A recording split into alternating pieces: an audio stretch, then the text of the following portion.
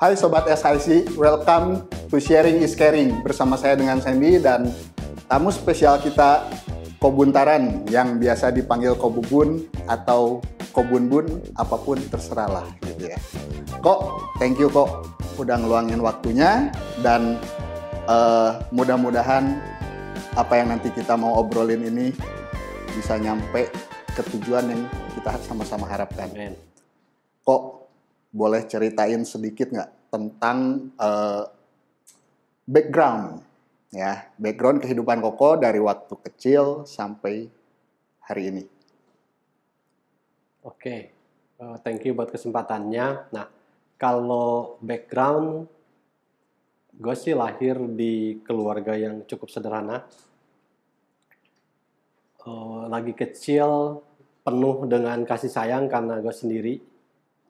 Nggak ada adik, nggak ada kakak. Nah, tinggal di Sukabumi dari kecil sampai SMA. Oke. Nah, kuliah baru keluar kota. Oke. Nah, sebenarnya kita udah kenal lama ya, Ko ya. Kenal itu dari sekitar tahun 2011-2012 lah ya. Cuman kan kita baru sering ngobrolnya itu sekitar 4 tahun belakangan lah ya, Ko ya. Ya. Nah, tadi kan Koko bilang bahwa Koko anak tunggal yang secara kasih sayang atau apapun itu pasti udah otomatis langsung didapat tanpa terbagi gitu ya. Nah, kok ada kesan nggak ketika waktu Koko kecil itu yang membuat Koko akhirnya ada hal-hal yang entah itu positif ataupun negatif ya dari orang tua? Yang positif tentu ada positif negatif ya. Kalau positifnya orang tua itu meskipun mereka bukan orang-orang yang beragama sampai taat bagaimana, tapi mereka selalu cukup menjunjung dedikasi. Ya, jadi selalu mengajarkan kejujuran. Oke. Ya. Kalau negatifnya mungkin ya tanda petik lah ya, negatif dalam artian orang tua zaman dulu lah, ya banyak khawatir, hati-hati, apalagi karena anak satu-satunya. Kalau teman-teman waktu kecil itu mereka berenang dengan bebas di kali misalnya. Ya. Nah, gue mah gak dilarang. Oke. Nggak boleh. Terus pulang, yang lain pulang sampai larut malam, gue mah udah dicariin, disuruh cepet-cepet pulang. Ya, terus karena dengan didikan yang penuh dengan kehati-hatian seperti itu, gue juga jadi orang yang nggak terlalu berani. Ada banyak ketakutan untuk melakukan sesuatu, apalagi hal-hal yang baru gitu. Oke. Nah, kok kalau boleh sharing sedikit, mungkin tadi kan Koko bilang bahwa terlahir dari keluarga yang beragama, tapi bukan yang beragama banget. Ya. Gitu ya. Nah, memang Koko terlahir dari keluarga yang berkeyakinan apa kok? Mama papa itu mereka itu ya orang-orang Cina zaman dulu lah. Oke. Ya.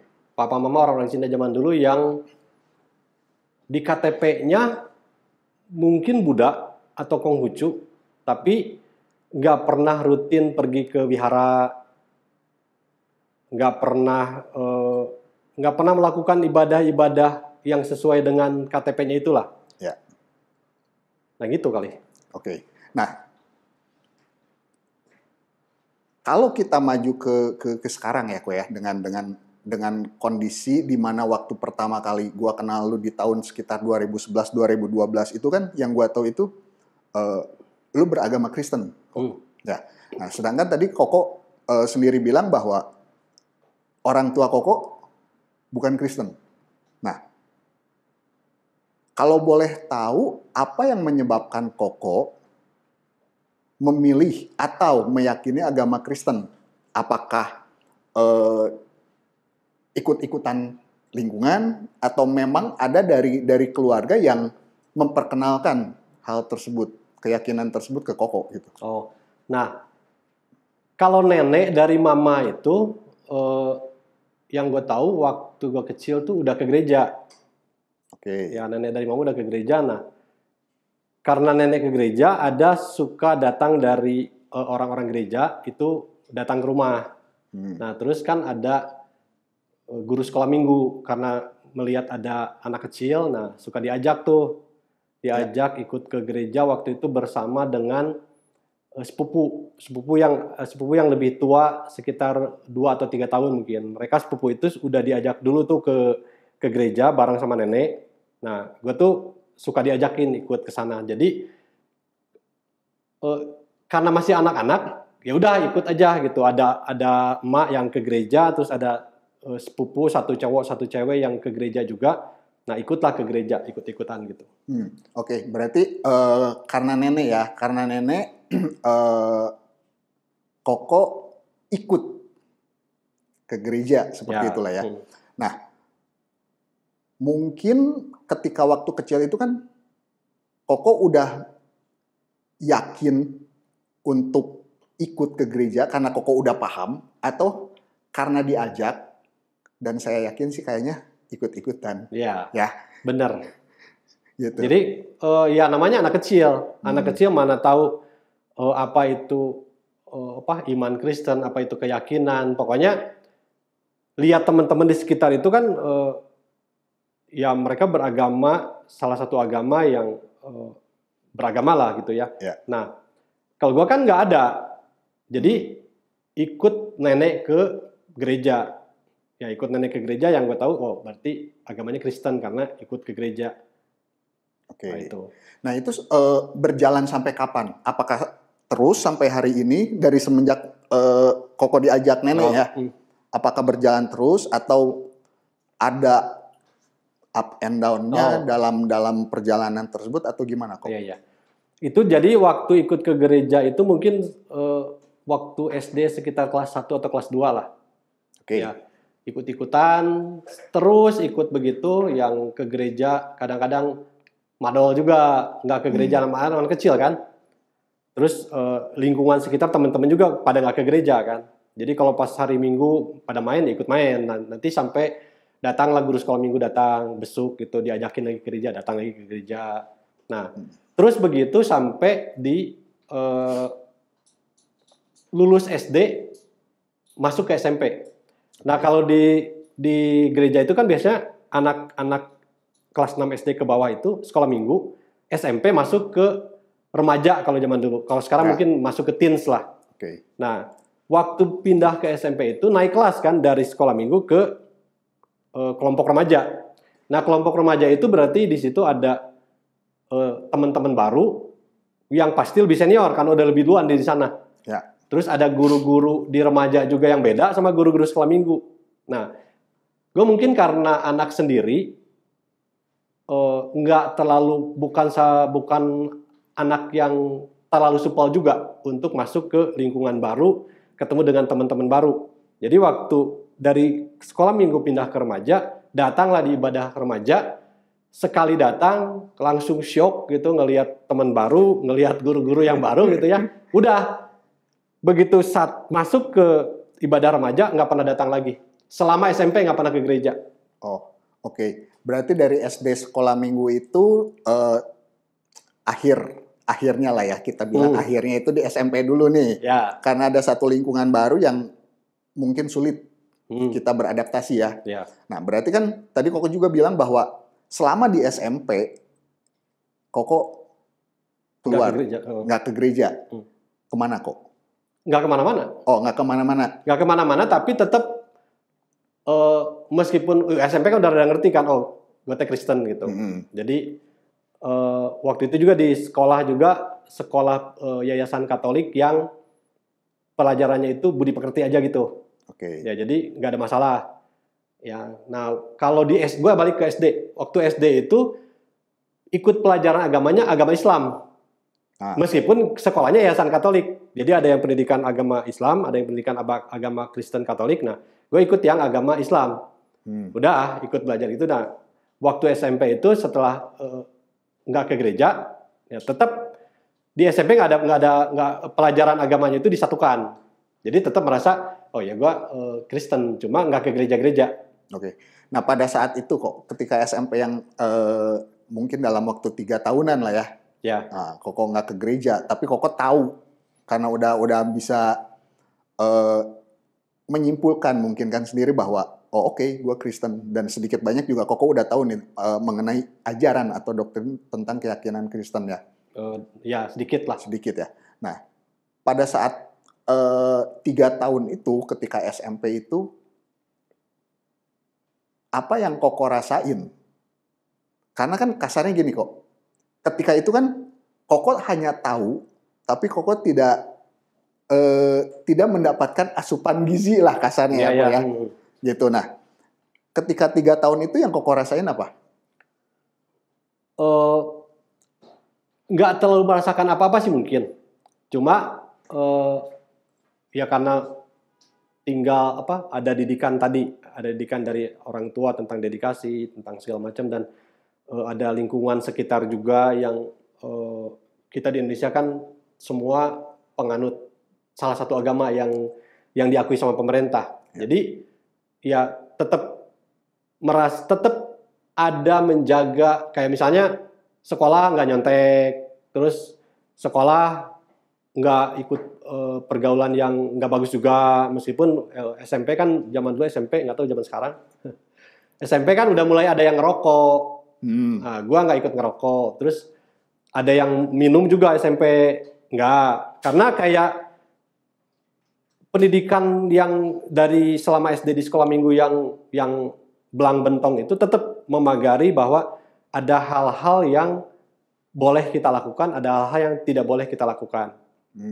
Okay. Ya, tapi tanpa perasaan sampai bagaimana sih, cuma ya kasarnya rata aja begitu. Tapi ada pagar-pagar yang mungkin karena gue juga bukan seorang yang terlalu pemberani, jadi nggak terlalu mau mencoba hal-hal baru.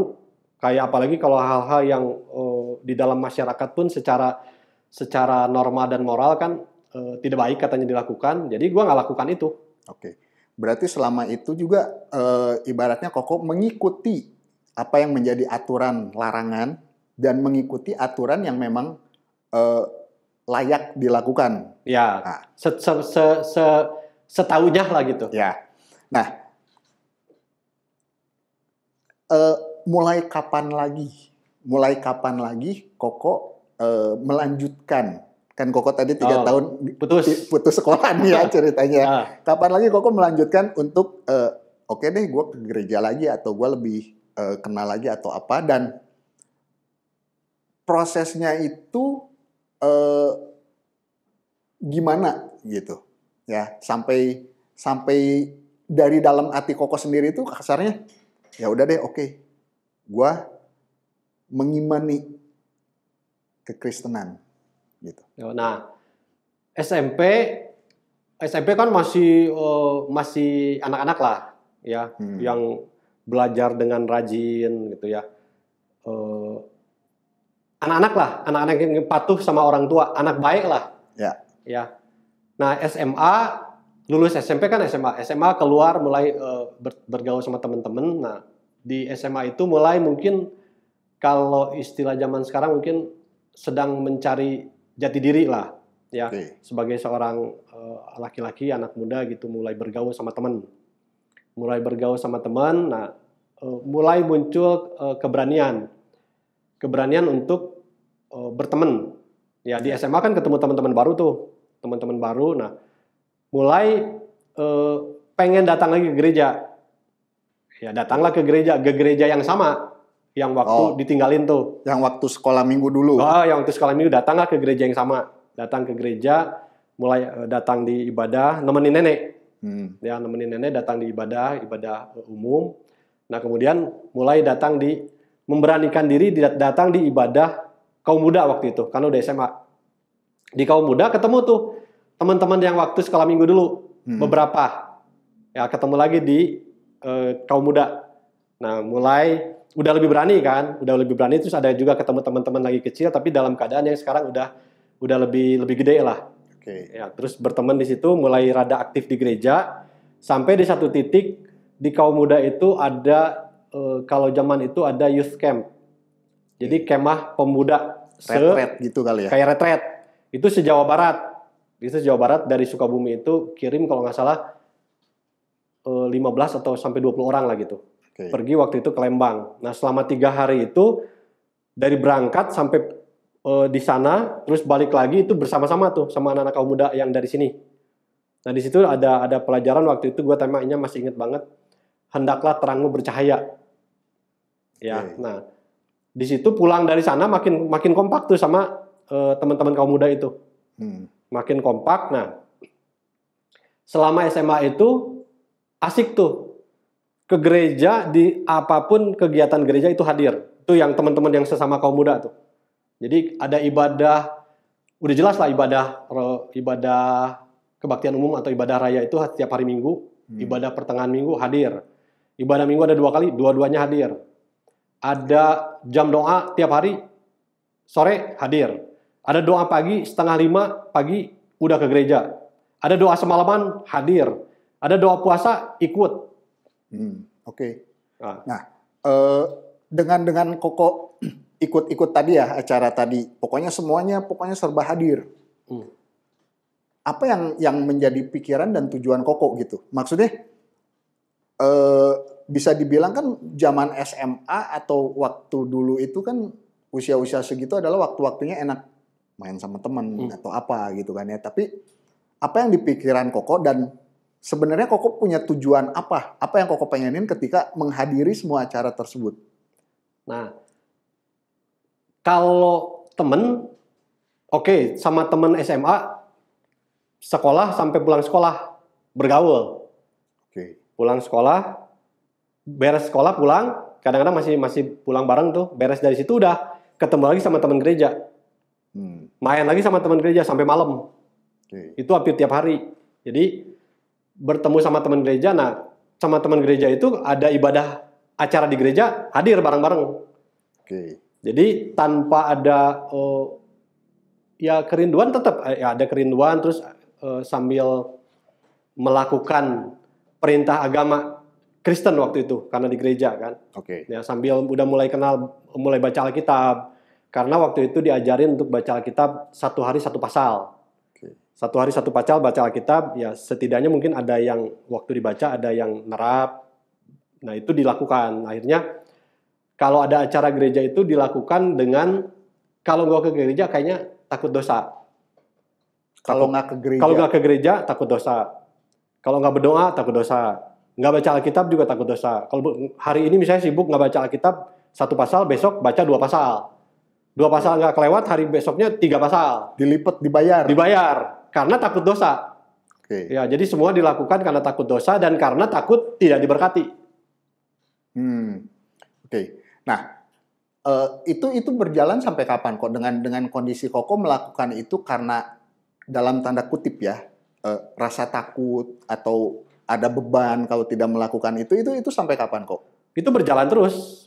SMA, lulus SMA gue kuliah, berjalan terus. Kuliah, nah waktu kuliah di Jakarta setiap minggu pulang karena teman-teman di sini. Ya, nah di Jakarta tetap di Jakarta oleh ibadah pertengahan minggu ikut hadir. Hari Minggu dari sini, hari Sabtu udah ikut ibadah kaum muda lagi, besoknya ibadah lagi pagi sore. Sekolah Minggu ada juga hadir ikut. Gitu. Itu terus berjalan sampai lulus kuliah, sampai bekerja, sampai pacaran, sampai menikah, terus aktif seperti itu. Oke. Apalagi udah mulai ada tanggung jawab kan, mulai cari uang, mulai ada tanggung jawab, punya keluarga, lebih besar tanggung jawab, makin takut nggak diberkati, makin takut Tuhan marah kalau tidak melakukan perintah Tuhan. Oke. Berarti itu berjalan sampai dari SMA sampai usia yang Koko udah punya keluarga, punya anak gitu kan ya, dengan melakukan itu semua, dengan ibarat katanya saya harus berdoa karena takut nggak diberkati. Saya harus ke gereja karena takut dosa. Nah, ketika Koko dalam proses menjalani tersebut, ya, gue coba bagi dua dulu ya. Bahwa ibaratnya Koko kan ikut-ikutan ketika kelas SD sampai SMP. Dan putus sekolah 3 tahun ya. Lanjut lagi dari SMA dan sampai ketika kondisi udah berkeluarga dan punya anak. Nah, ada perbedaan nggak kok? Ketika dulu yang Koko cuman ikut-ikutan, yang mungkin secara usia pun masih cukup relatif sangat muda lah ya. Dan ketika Koko jalanin itu dari mulai SMA sampai udah punya anak. Ini kan dua kondisi di mana kegiatan yang berbeda yang Koko lakukan. Kalau dulu hanya ikut-ikutan, kalau sekarang ikut-ikutan serius ngejalaninnya gitu kan ya. Ada perubahan apa dalam entah itu dalam kehidupan Koko atau dalam diri Koko ketika Koko yang dulu dengan yang ketika Koko udah mulai ngikutin aturan-aturan atau ajaran agama Koko? Pasti ada. Kalau dulu kan cuma ikut-ikutan. Jadi ke gerejanya juga mau-mau nggak. Okay. Sampai harus dibesuk untuk hadir lagi di gereja. Ya. Nah, tapi setelah SMA itu, karena memang udah ada suka juga, karena banyak temen, ya, udah mulai nggak harus disuruh-suruh lagi. Udah ke gereja. Nah, apalagi kalau setelah udah makin dewasa lah. Ya udah makin dewasa dengan tanggung jawab. Itu udah lebih nggak usah disuruh-suruh lagi, udah nyari ke gereja, udah ada acara apapun diikutin, ya dengan kesadaran bahwa itu kewajiban harus dilakukan. Oke. Secara impact yang tadi Koko lakuin kan adalah maksudnya gini, Koko melakukan A untuk dapetin B, kasarnya begitu ya. Koko melakukan C untuk mendapatkan D. Nah, maksudnya apakah yang Koko lakukan itu berjalan lancar sehingga Koko bisa mendapatkan hasilnya seperti yang Koko mau gitu maksudnya? Oke. Tidak berjalan lancar karena di perjalanannya itu ternyata kan gue mau melakukan semua yang diperintahkan Tuhan di dalam kitab suci. Harus begini, harus begitu, nggak boleh begini, nggak boleh begitu. Gue mau melakukan itu semua karena takut Tuhan marah kalau nggak. Ya. Atau takut sayangnya Tuhan jadi berkurang. Oke. Sayangnya Tuhan jadi berkurang, nanti berkatnya jadi berkurang. Ya, jadi gue dalam ada keinginan untuk melakukan itu semua dengan sempurna, tapi di lain sisi gue sadar gitu, ada banyak hal-hal di dalam diri gue yang kayak berjuang, kayak berontak untuk melanggar perintah itu. Misalnya jangan berbohong, ya, jangan berdusta. Gue tahu itu harus dilakukan, tapi dalam hal-hal tertentu ada keterpaksaan, waktu terdesak, gue akhirnya secara tidak sadar melakukan pembohongan itu. Oke. Berbohong, ya, gue tahu itu nggak boleh, ya. Nah, atau sebagai laki-laki lah ya, kata Tuhan, jangan berzinah. Ya, gue nggak pernah berzina. Tapi Yesus bilang, waktu engkau melihat perempuan dan tergerak syahwatmu, kata Yesus, itu udah berdosa. Nah, di dalam dunia sekarang kan ada majalah, ada gambar, ada film, ada iklan yang kita mesti akui ada diekspos gambar-gambar yang bisa memicu kita untuk berpikiran yang negatif lah gitu. Okay. Nah itu kan tahu kan sebetulnya itu tuh nggak baik, ya. Tapi kan itu karena terlihat, jadi gue sadar bahwa gue nggak boleh lihat gitu ya. Tapi kan ibaratnya gini, gue gambar lihat tapi kan ada ngintip gitu kan ya. Nah, dan itu di hati kecil bertentangan. Di satu sisi gue pengen melakukan, tapi di sisi lain godaan itu begitu kuat misalnya. Jadi di satu sisi gue tahu itu nggak boleh, tapi di sisi lain kayak ada yang berjuang, udahlah sedikit langgar aja. Nah itu kan jadi penuduhan. Oh, dosa loh. Nanti kalau dosa Tuhan marah. Dosa nanti dihukum Tuhan. Ya nanti dosa berkat dikurangin. Nah, sampai di satu titik gue baca firman Tuhan dan janji-janji Tuhan tuh banyak banget.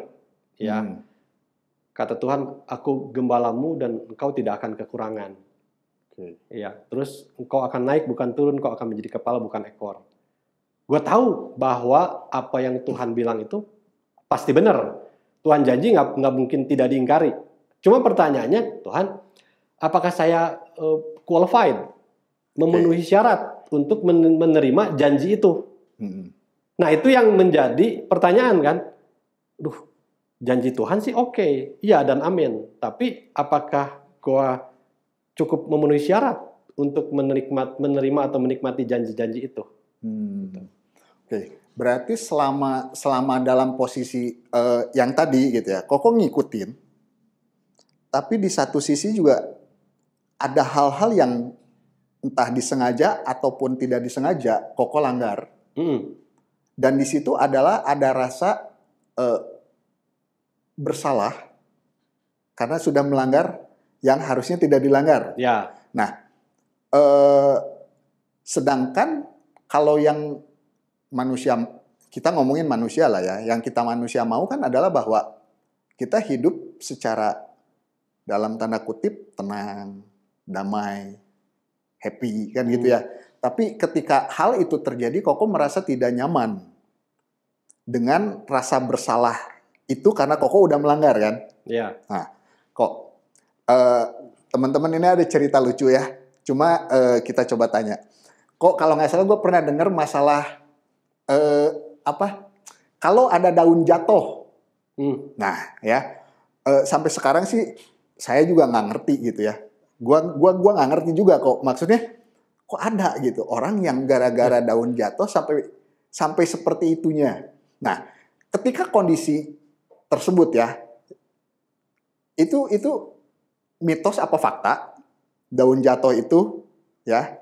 Terus yang kedua, posisi Koko itu apakah sudah di dalam Kristus atau di luar pada saat Koko mengimani daun jatuh ya gitu. Bukan mengimani kali ya. ya mengimani lah. Menakuti kejadian gitu ya. Nah, ini gue ceritain lagi dikit ya. Jadi kan tadi waktu kecil itu ada di lingkungan masyarakat yang bersahaja, gotong royong gitu ya. Terus zaman dulu mungkin pernah ingat suka di radio itu ada dongeng. Ya, tiap jam 7 ada dongeng, jam 8 kadang-kadang ada sandiwara gitu ya. Sandiwara di radio dulu kan? Ya. Apa tuh namanya papanya? Terus di film juga ya, ada film. Nah, itu tuh di sana tuh suka ada membahas atau menceritakan kepercayaan zaman dulu. Animisme, dinamisme lah itu, ya. Yang dan juga ada kepercayaan tahayul yang beredar di keluarga-keluarga zaman dulu. Misalnya kalau kita lagi tidur, ya, terus ada bunyi itu di langit, ada bunyi burung, pak, gitu kan ya. Kalau kita lagi telentang, itu bisa mati katanya. Itu nama burungnya dalam bahasa Sunda burung koreak. Karena gue orang yang tadi ya penakut, jadi begitu, buru-buru gue tidur balik gitu ya, bisa tengkurap jadi atau jadi nangkuban atau miring gitu, karena takut mati. Terus kalau lagi berenang di kali katanya, hati-hati ada yang kalau bahasa Sunda bilang ada lulun samak. Lulun samak itu nanti ada kayak tiker, kita lagi berenang di situ dibawa, digulung, bawa hanyut mati gitu. Jadi gue takut berenang di kali, takut. Terus tidur malam kalau dengar bunyi gitu buru-buru balik. Terus lagi kecil banget, mungkin nggak tahu lu ngalamin nggak? Orang tua suka bilang gini, kalau nangis malam berhenti nangis. Nanti di luar ada bungauk katanya. Bungauk itu nanti dibawa diterkam gitu.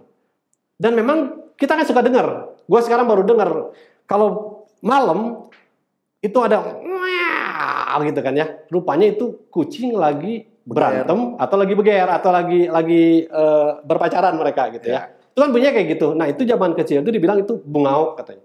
Nah, hal-hal yang seperti itu bikin kita jadi penuh dengan ketakutan. Ya. Tadi kembali ke cerita yang daun jatuh. Gue lupa nggak tahu di mana dengar ceritanya. Katanya kalau ada daun jatuh kena badan kita itu kudu buru-buru diludahin. Maaf bicara diludahin. Soalnya kalau nggak kita jadi sial. Kalau dalam berjalan kita bisa tabrakan. Dari situ gue berkembang.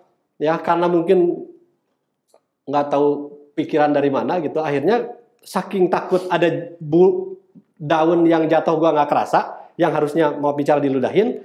Sebelum itu terjadi gue setiap melangkah gue meludah. Gitu ya.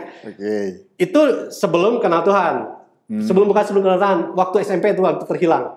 Ya, tiap melangkah tiga langkah buang ludah. Dimanapun. Kemudian SMA kan mulai ke gereja. Nah SMA mulai ke gereja mulai berubah kan.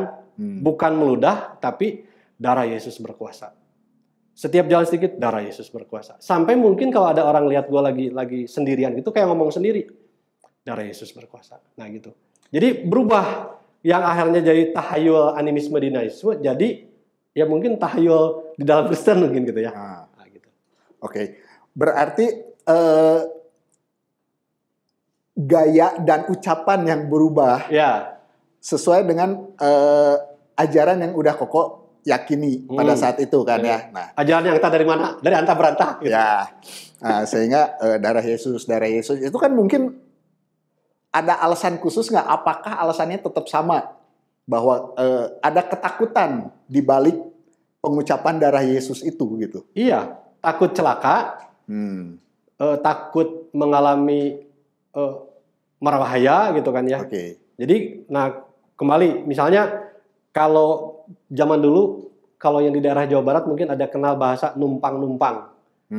Ya, kalau misalnya mau buang anak kecil, kalau mau buang air kecil di tempat yang kosong gitu ya atau di mana numpang-numpang takutnya ada yang maaf bicara kekencingin nanti marah gitu ya. Nah dulu numpang-numpang setelah mulai kenal ajaran Kristen jadi darah Yesus berkuasa, Yesus berkuasa gitu. Karena ada banyak ketakutan seperti itu gitu. Nah kok sebenarnya nggak janjian juga ya bahwa tulisan di baju kita kurang lebih sama nih, Saved by Grace. Boleh diceritain nggak kok? Saved by Grace itu maksudnya buat Koko secara pribadi itu apa? Nah sebelum bahas ke Saved by Grace-nya, coba kita balik dulu ke yang tadi ya, supaya nanti nyambung ceritanya.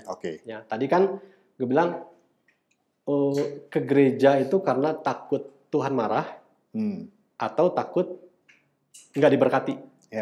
Ya, nah dan kita coba berusaha untuk melakukan setiap perintah Tuhan. Kalau boleh dari A sampai Z, titik koma jangan terlewat. Tapi tetap tadi ada banyak keterbatasan di diri kita yang akhirnya secara sadar atau tidak sadar kita melanggar perintah Tuhan.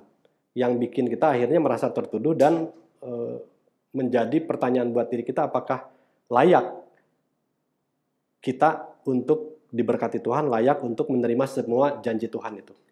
Ya, satu itu.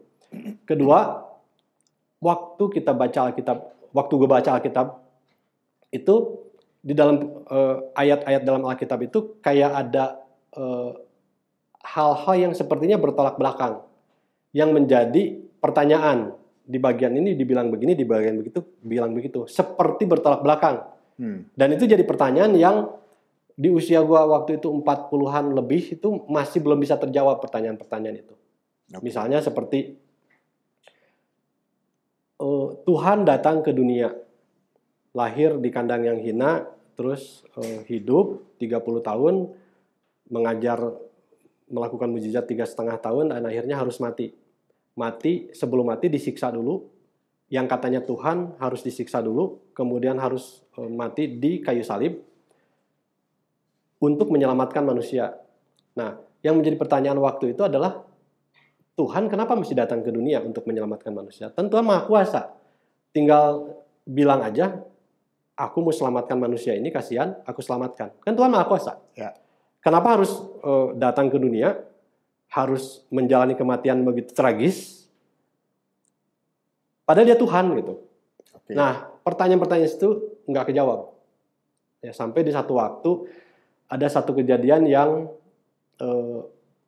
nah itu gue percaya bahwa iman kita itu bukan hasil usaha kita, tapi iman kita itu adalah hanya semata-mata pemberian dari Tuhan. Oke. Ya, jadi ada satu waktu ada satu kejadian yang menimpa gua, suami istri, yang menyebabkan kita mencari kebenaran atau mencari pemberitaan firman Tuhan dari luar.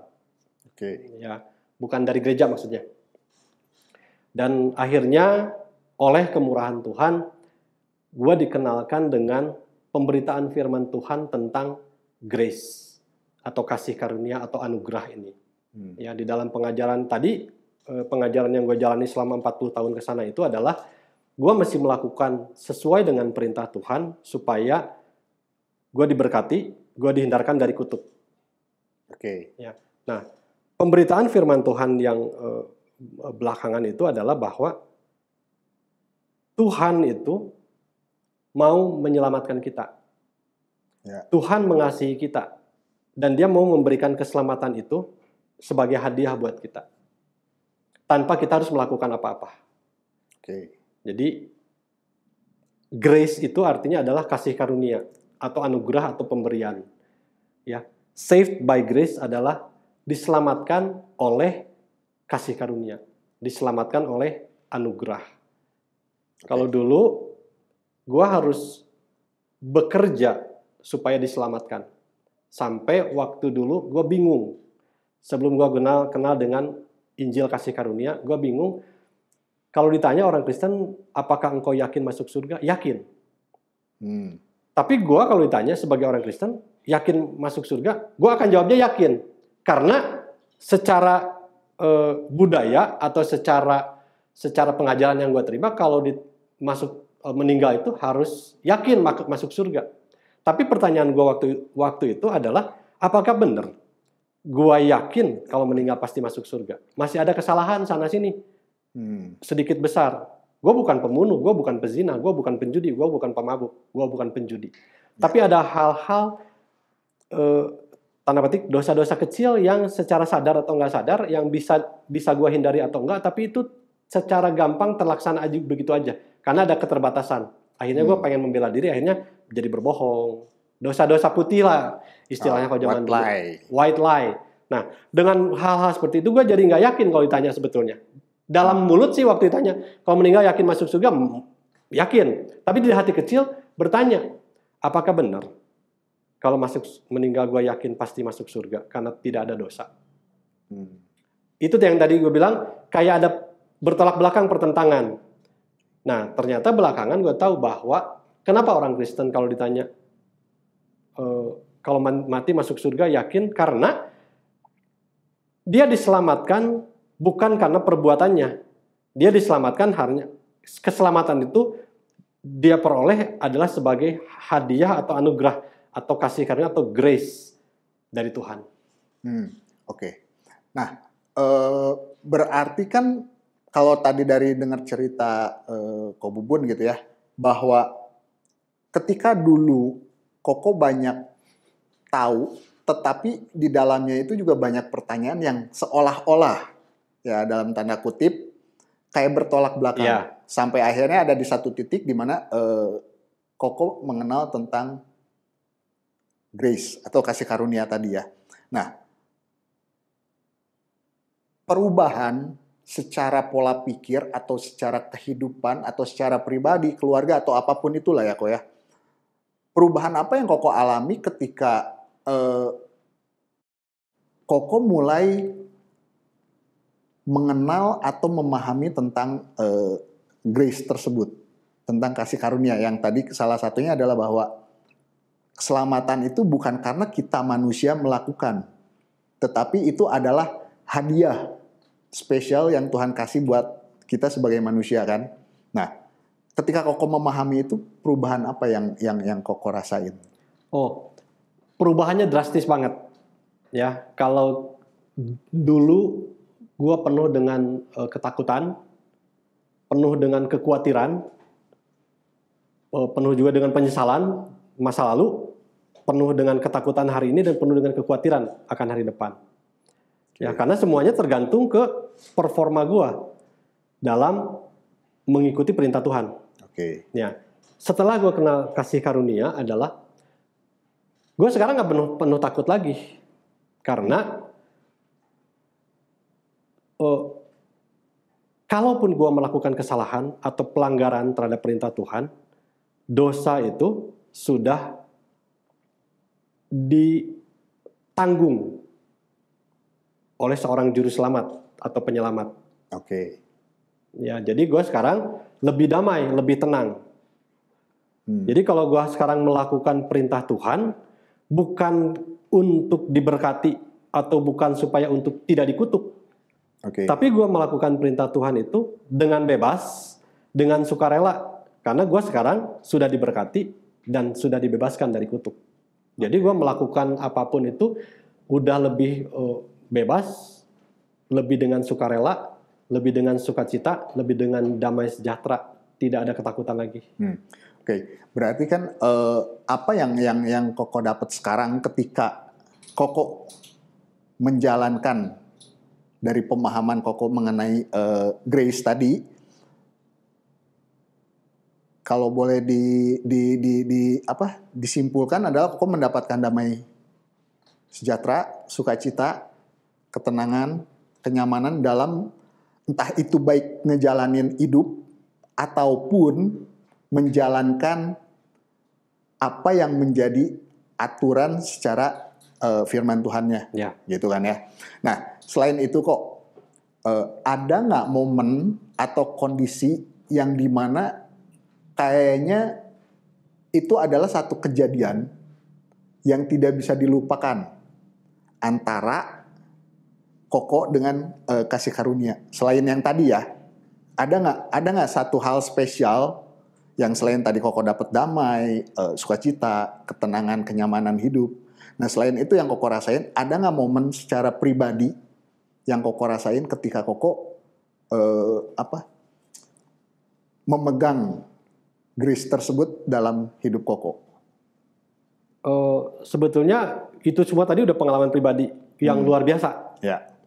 Nah, tapi ada satu hal yang menjadi pengalaman pribadi lagi adalah bahwa tadi gue bilang, waktu gue baca Alkitab ada banyak hal yang bertentangan, seperti bertentangan di dalam Alkitab. Ya, sekarang gue baca Alkitab, pertentangan itu udah terjawab. Jadi dari kitab Kejadian sampai kitab Wahyu, baca firman Tuhan itu adalah dengan kacamata kasih karunia itu, bahwa Tuhan datang ke dunia, kemudian melakukan setiap perintah Tuhan itu dengan sempurna, karena dia adalah Tuhan. Tadi gue kan banyak keterbatasan karena manusia. Tapi kalau Tuhan yang melakukan, dan dia tidak ada dosa, dia tidak mengenal dosa, dia tidak melakukan dosa, dia melakukan itu dengan sempurna. Ya, kemudian dia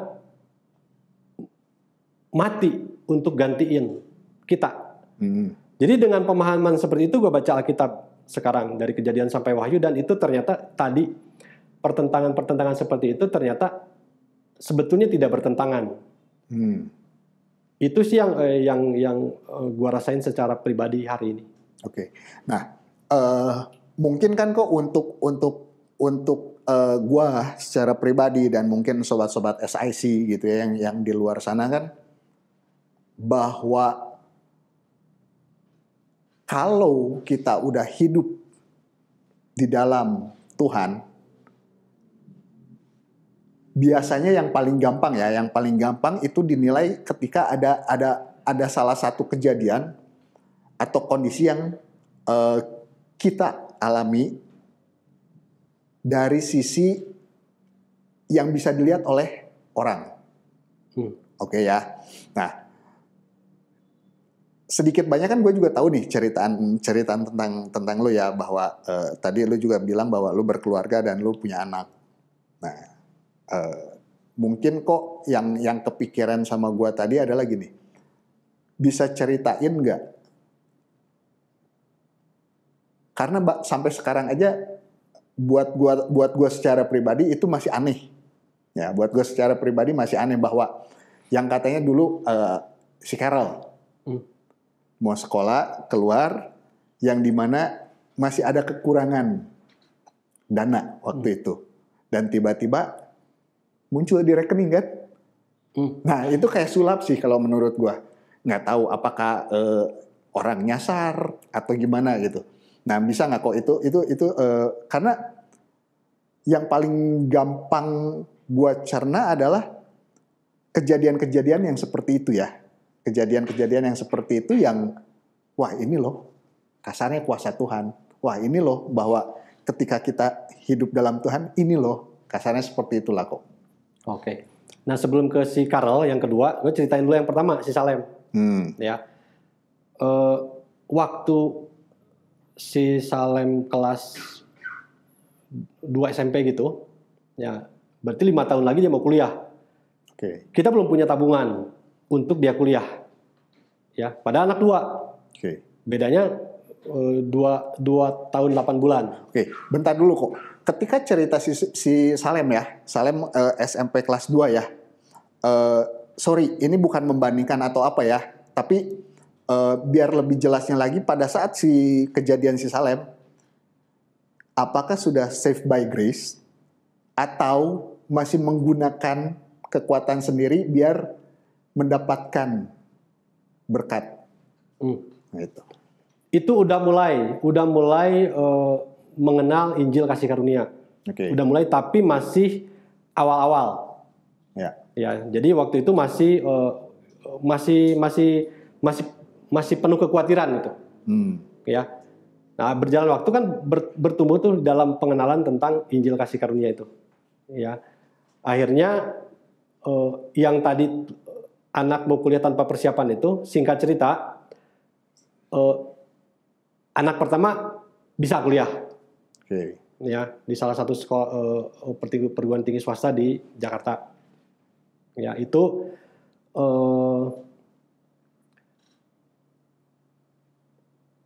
ada kejadian, gue tadinya usaha, ya, dagang, terus melakukan usaha yang lain, ya, dan akhirnya karena usaha yang lain itu, usaha yang pertama ditutup, ya. Usaha yang pertama ditutup, terus kita punya tempat usaha, akhirnya terjual dengan harga yang cukup bagus lah. Dari situ singkat cerita, Tuhan menyediakan dari mana aja, meskipun dengan jual toko, akhirnya anak beres kuliah 1 tuh, udah beres ya. Anak kuliah 1 yang kecil kan berarti SMA. Ya SMA beres, yang kuliah jalan beres, yang SMA yang kedua di sekitar dia kelas 2 SMA kalau nggak salah, dia menyatakan keinginannya untuk kuliah di luar negeri. Ya. Dengan anak kuliah 1, kasarnya hidup dalam tanda kutip pas-pasan. Nah, ini sekarang anak mau kuliah lagi, yang pertama belum beres, yang kedua mau kuliah kan. Ya. Nah, yang udah gitu dia pengen keluar negeri. Lebih gede. Nah, terus mamanya berarti istri saya, ya. Dia memang punya cita-cita pengen anaknya kuliah ke luar negeri, ya, dari dulu gitu. Nah, sekarang dalam keadaan anak 1 kuliah 1 di kelas 2 SMA, anaknya memang pengen kuliah ke luar negeri, tapi dia tahu keadaan keuangan tidak memungkinkan. Akhirnya dia bilang apa? Nah, di waktu itu kita udah lebih bertumbuh di dalam Injil kasih karunia ini, bahwa kita diselamatkan oleh karena anugerah, kita diberkati karena Tuhan mengasihi kita tanpa kita melakukan apapun. Ya. Ingetin gue nanti untuk ceritain. Diselamatkan oleh kasih karunia tanpa melakukan apapun itu maksudnya bagaimana? Ya, apakah kita harus boleh bebas melakukan apapun tanpa ada aturan lagi? Nanti ingetin ya. Ya. Nah, anak pengen kuliah ke luar negeri, 1 lagi kuliah. Nah, terus kita sebagai orang tua cuma bilang begini, karena percaya bahwa Tuhan sanggup menyediakan segala yang kita perlukan. Kalau memang itu Tuhan menghendaki dan itu baik buat kita. Akhirnya waktu anak pengen kuliah, akhirnya kita bilang, ya udah, kalau pengen kuliah ke luar negeri, ya tentu kan bahasa Inggrisnya harus bagus. Kamu ngeles aja dulu bahasa Inggris. Bagusin dulu aja bahasa Inggris kamu. Ya. Oke, dia kuliah sekolah bahasa Inggris, kursus bahasa Inggris sampai kuliah sekolah SMA. Terus karena dia pengen keluar negeri, tentu ikut ini dong. Kalau ada pameran pendidikan, dia ngasih tahu ada pameran pendidikan nih. Di mana? Di Jakarta, di tanpa kita pegang uang, oke, kita ikutin. Dan waktu itu kita udah nggak di toko. Ya, kembali, gue suka bilang ke lu bahwa Tuhan itu menetapkan langkah kita itu. Kalau orang catur kan biasanya kalau nggak salah mikir 10 atau 20 langkah ke depan kan. Ya, Tuhan menetapkan langkah itu tuh bahkan sampai jutaan langkah ke depan Tuhan udah atur. Sehingga karena kita udah berpindah mata pencaharian, waktu anak pengen ditemenin lihat pameran pendidikan, kita bisa temenin di Jakarta gitu ya. Terus ikut pameran pendidikan, akhirnya terus pakai agen untuk daftar segala macam, terus ikut tes IELTS ya untuk syarat untuk bisa keluar negeri. Nah, singkat cerita, step-stepnya kita ikutin tanpa kita melihat bahwa ke depannya akan bagaimana. Lu kan kalau wakil ngobrol suka nanya, kita tuh pengennya manusia itu melihat di depannya bagaimana. Ya, tapi perjalanan bersama Tuhan, kita hidup karena percaya bukan karena melihat. Tuhan melihatnya itu bukan dengan lampu sorot yang sampai ujungnya bagaimana. Tuhan memimpinnya itu satu langkah di depan. Ini loh, langkahnya ikutin.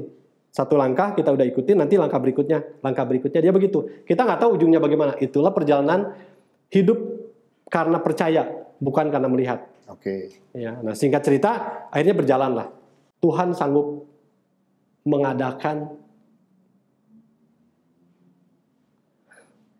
apa yang kita tidak pikirkan, apa yang nggak pernah kita lihat, apa yang tidak pernah didengar oleh telinga, itu yang Tuhan sediain buat kita.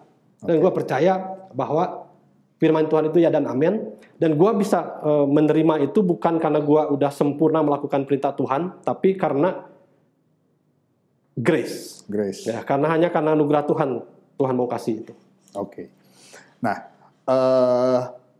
singkat cerita yang tadi kok, bahwa kita dapat bukan karena apa yang kita lakukan. Ya. Tadi ada statement seperti itu ya. Itu maksudnya gimana kok? Kalau dari sudut pandang grace ya, gitu. Ada ayat katakan gini, bahwa Tuhan lebih dulu mengasihi kita. Ya, jadi Tuhan itu mau mengasihi kita, dia mau menyelamatkan kita. Dia tidak melihat bagaimana kita. Apakah kita sudah kudus, apakah kita sudah sempurna, apakah kita sudah tidak berdosa lagi. Bahkan waktu kita masih berlumuran dengan dosa, Yesus sudah datang mati buat kita. Tanpa kita belum melakukan apa-apa, tapi Tuhan udah lebih dulu mengasihi kita. Berarti kalau boleh dibilang bahwa kasih karunia itu adalah sesuatu yang sebenarnya gua dan lu tidak layak terima, tapi itu dikasih untuk kita dapat miliki gitu kan. Kasih karunia tuh kurang lebih seperti itu bukan sih? Ya, cuma mungkin dipaksanya mungkin bukan dipaksa, karena Tuhan tidak pernah memaksa. Ya, jadi kasih karunia itu adalah sesuatu yang sebetulnya tidak layak kita dapatkan, tapi diberikan kepada kita.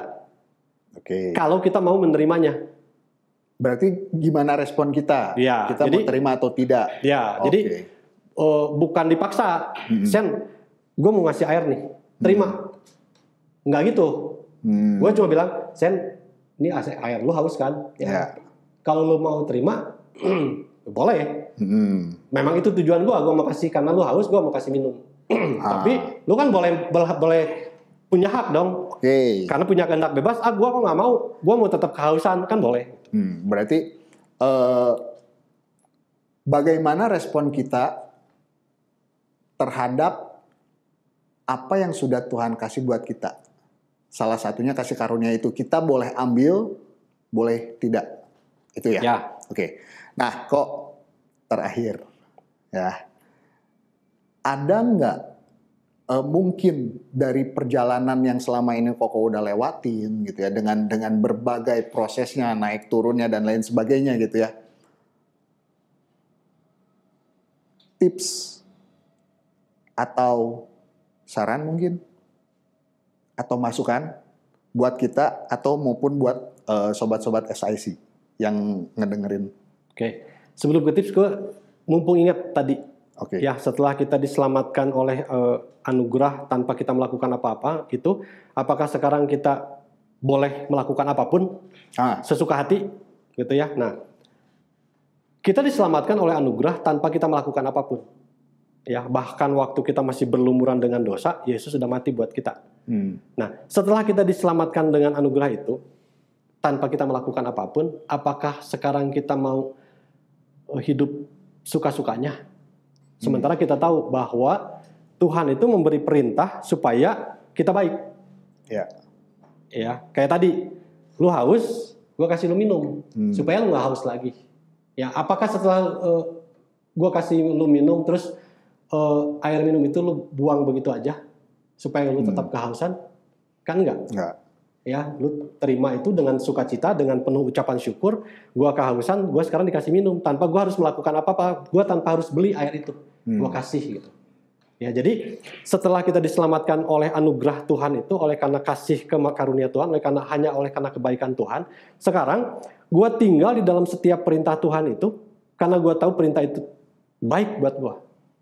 Okay. Sebagai tanda, jadi kalau sekarang gua melakukan perintah Tuhan itu sebagai ucapan syukur kepada Tuhan karena Dia begitu baik.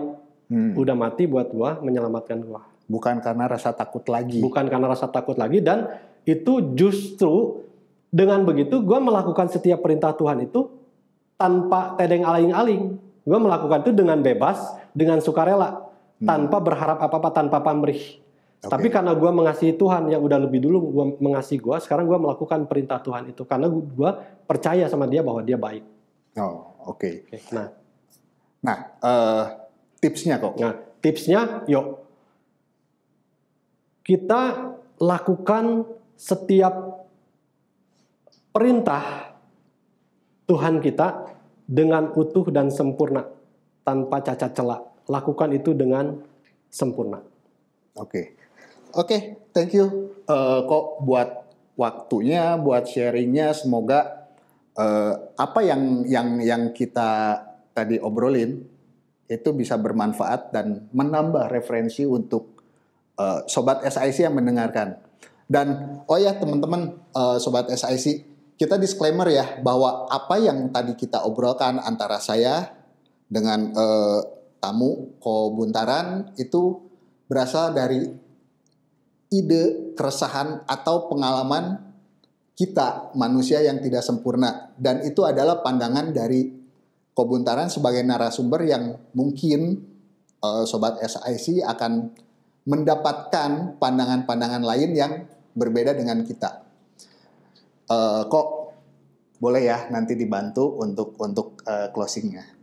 Nah, teman-teman, apa yang diobrolkan semoga bermanfaat buat sobat-sobat SIC, dan because sharing is caring, dari Sukabumi sampai ke ujung bumi.